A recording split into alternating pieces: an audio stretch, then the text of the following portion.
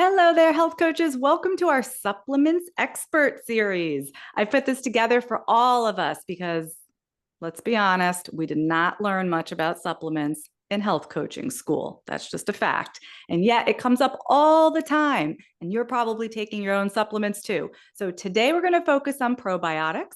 And Dr. Viegas from FullScript is here to help. This episode is brought to you by Practice Better, the practice management software I've used for myself and always recommend for health coaches because it is built for practitioners like us. Practice Better handles everything from billing, scheduling, helping you run your sessions. And get this, it even integrates beautifully with FullScript so you can share supplement options with your clients. Go sign up for a free trial. You can save 30% off your first 3 months at healthcoachpower.com/PB. That stands for Practice Better. Dr. Viegas, thank you so much for being here. Can you tell us a little bit about yourself? Well, thanks for having me, Michelle. Sure. So I'm Dr. Eric Viegas. I'm a naturopathic doctor in Ottawa, Canada. I currently work at FullScript as a medical product manager, very much versed in supplement quality and teaching providers how to spot high quality supplements and perhaps lower quality supplements. Prior to my work at FullScript, I actually worked for some of the larger supplement companies in Canada in their education department. All right. Thanks for giving us a little rundown there. You guys have heard us say the word FullScript a few times. So I just want to let you know if you're not aware already, FullScript is a platform for practitioners, including health coaches, where you can earn passive income and save up to 35% on over 350 brands of supplements. And it's free to use. So go get more info about that at healthcoachpower.com/FullScriptInfo. For today, we're going to be focusing on probiotics, which I know a lot of clients are asking our coaches about all the time. Yet again, we're not generally trained in this area, and it's a kind of complicated thing. So, can you start us off with just the top lining for us? What are probiotics? How do they benefit overall health? Sure. Yeah. Great place to start. So probiotics are live microorganisms, and they're often referred to as good bacteria. They can help maintain healthy gut flora. So, probiotics can be derived from plants, human cells, animals, spores, the list goes on and on. And probiotics support digestion and gut health, and also the immune system, which is mainly located in the gut. There are many probiotic supplements on the market, but not all are created equal. And we could spend probably a lot of time talking about various different, species and strains. But I would recommend for the health coaches listening today, check out a great resource. I have no affiliation to them. They're called AE Probio. So they're a helpful resource that can help start your journey into probiotics by bolstering basic understanding of what probiotics are and also providing, which I feel is very helpful, a breakdown of research on various products on the market and their indications. Well, that's a great resource. Thanks for sharing that. We'll get that link in the show notes. If we're out there, either with a rudimentary understanding of probiotics or if we do a deep dive into that resource, I know with all supplements, it's a little bit confusing though, because you're looking at all these brands, it's kind of like choosing wine. You end up choosing based on the label, right? How much you like, how pretty the label is. And that's probably not the right way to go about it. What should we be looking for in terms of quality?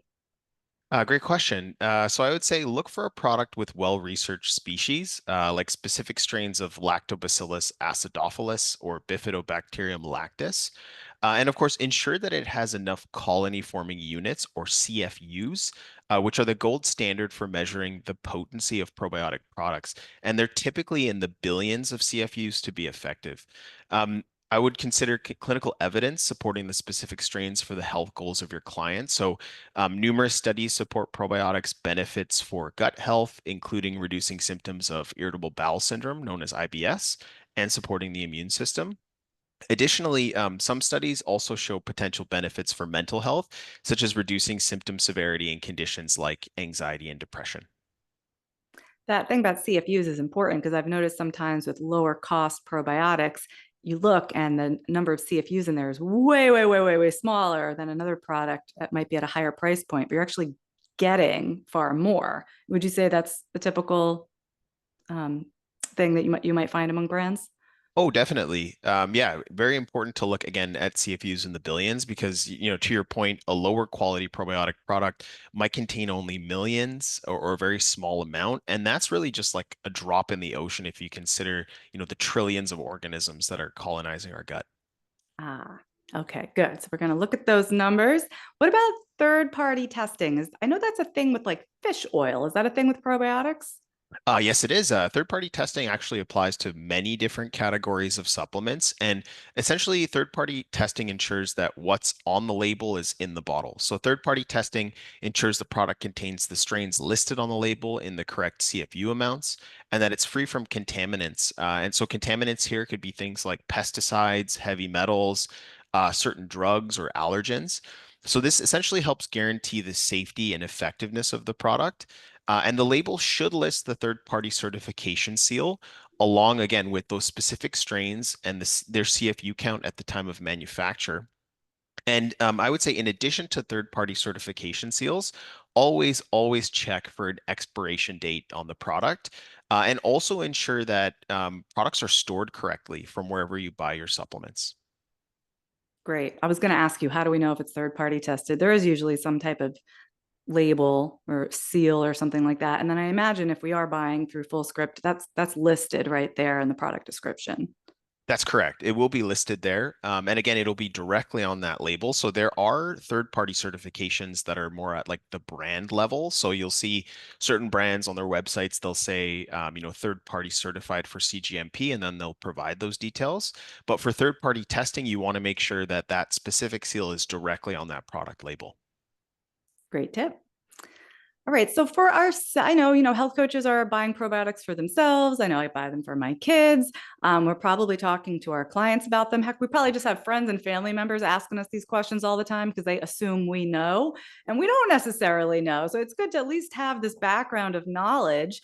What about interactions? If people are taking certain medications or doing other supplements, do we have to worry about the kind of probiotics we're taking? Yeah, another great question. So probiotics are generally considered safe, but to your point, they may interact with certain medications like antibiotics by reducing their effectiveness. But at the same time, probiotics can also help replenish beneficial bacteria after antibiotic use. So timing is important for dosage considerations here. Clients should aim to take supplements a few hours away from antibiotics to ensure optimal effects of both the medication and the supplement. When it comes to supplement interactions, you'll actually start to see there's a lot more products on the market now that contain, additional antioxidants or other ingredients that might actually help to bolster the effect of the probiotic organisms. Oh, that's interesting. I didn't know that, but I did know about alternating antibiotics with probiotics. So I know our pediatrician always tells me, if it's a twice a day thing for the kids, like in between those doses is when you want to give a probiotic to protect what's getting ravaged in their gut with antibiotic use.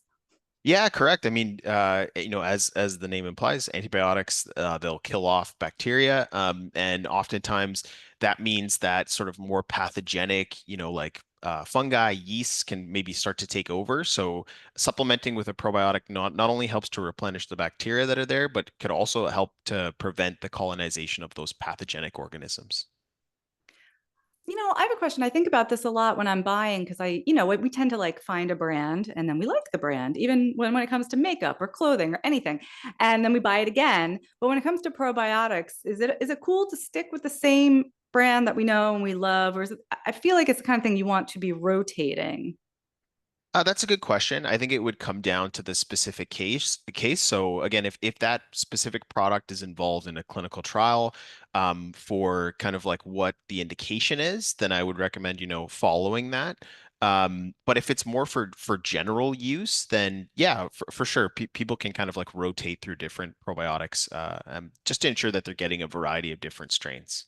Right. I mean, one day, and there probably is some service out there, I don't know, that tells us exactly what microbiota we have floating around inside our guts. But until we can like monitor that in real time, right, it just helps to make sure we're getting a variety. And don't forget those probiotic fermented foods, everybody. But especially for clients who are not going to eat sauerkraut, that's just a little side note there. Love my kimchi. I just have to add that in. I love eating kimchi. Exactly, So right? We can do both. my We can. my wife doesn't appreciate the smell when I open the container in the house, but I love my kimchi. She will grow to love it. That's my prediction. We do a lot of fermenting around here.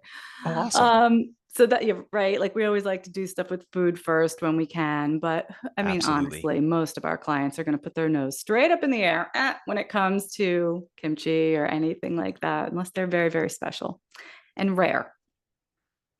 So we have our probiotics. Let's say I have mine in the refrigerator. I wanted to ask you to just explain a little bit about storing them, especially like if you travel. Is it okay to take a few of them, throw them in a container? Are they going to last for 3 days? That's a great question.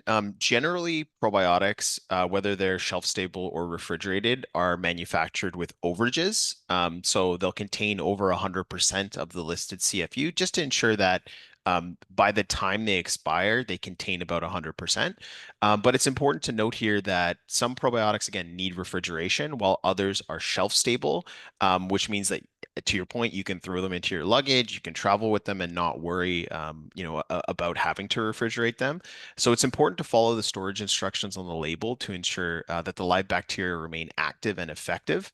And it's also important that proper storage and handling is followed by the online platforms or brick and mortar stores where you buy your probiotics. So just a note here, because I do work for FullScript, I just wanted to highlight that FullScript takes a lot of time to ensure current good manufacturing practice compliance when they receive, handle, store, and ship products. So, for example, refrigerated probiotics are always shipped with cold packs to help protect against heat and humidity. Right. Right. So you could go, I'm not saying that anyone's doing this, but you could potentially go to a store. You could spend $40 on a bottle of probiotics and everything inside could be dead if it's been sitting in a hot warehouse for the last year.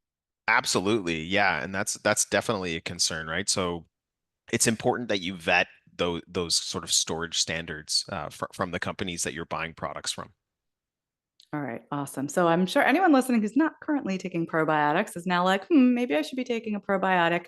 And I know when we start anything, you have to be careful and go slow. Like, what does somebody need to know about starting out with a probiotic supplement? Are there any side effects that we should be aware of? Yeah, another great question, Michelle. So most people tolerate probiotics well, but like with most supplements, some people actually experience mild side effects like gas or bloating. So these symptoms, they usually resolve after the body adjusts to prebiotic fiber that might be present in the product, and as friendly strains help to deal with pathogenic ones while temporarily colonizing the gut. In most studies, you'll see probably around 6 to 8 weeks, an alleviation of those symptoms. But if symptoms do persist, clients should definitely consult their healthcare provider. So, like, if you start taking it, you might be a little bit gassy for up to, you said, 6 to 8 weeks. But if it continues, we got to look into Exactly. that. Yeah. And And of in course, addition to that, oh, sorry, go ahead. I was going to say, and of course, we always want our clients consulting with their doctors anyway when they're going on these things, but it's for ourselves and just in general. I think that's really helpful to know that there might be an adjustment period. Absolutely. And to add to that, like, some clients might also experience changes in bowel habits, and that's typically what we see with probiotics. So again, yeah, to your point, if it lingers longer than it should, definitely consult your healthcare provider. Awesome. Now, I know all of our health coaches are like worried about scope of practice, and we can't be telling our clients to take probiotics. And no one is suggesting that you do that. The fact of the matter is, people are going to this store, they are going online without consulting you, me, or anyone and buying stuff and just starting to take it willy nilly. So expect clients to come to you with things like, I don't know why my stomach's acting this way. You might ask, have you started taking any new supplements recently? These might be things they're doing on their own, and you can just help them sort out the puzzle pieces, as well as, of course, refer them to their doctor. So thank you so much for helping us today. Help just better understand probiotics and how to look for them and what to buy, what to do when we get them. Like to your point about the cold pack, I get all of my probiotics for myself and my kids through FullScript, always with that cold pack. So, you can definitely mail order these things and you can get them on like autofill. So, it just automatically comes to your house every few months. For all of our listeners, I want you to go to healthcoachpower.com/FullScript fullscriptinfo for more information and to set up your free account. I mean, you might as well. It's a free account. Just go check it out and keep listening, because in the next episode of this series, Dr. Viegas is going to help us choose a quality multivitamin. It is always good to keep learning, right? This episode has been brought to you by Practice Better. That's no coincidence. Practice Better is a powerful client management tool for health coaches. It integrates seamlessly with FullScript to help you serve your clients best. I used it all the time with my own health coaching clients, and still, you want to know a secret? Still to this day, earn passive income from clients' recurring supplement purchases. And it is so easy with Practice Better because it's all integrated. It's all in the same place. So you can go get your free trial and save 30% off your first 3 months of Practice Better at healthcoachpower.com/PB. And we'll see you next time.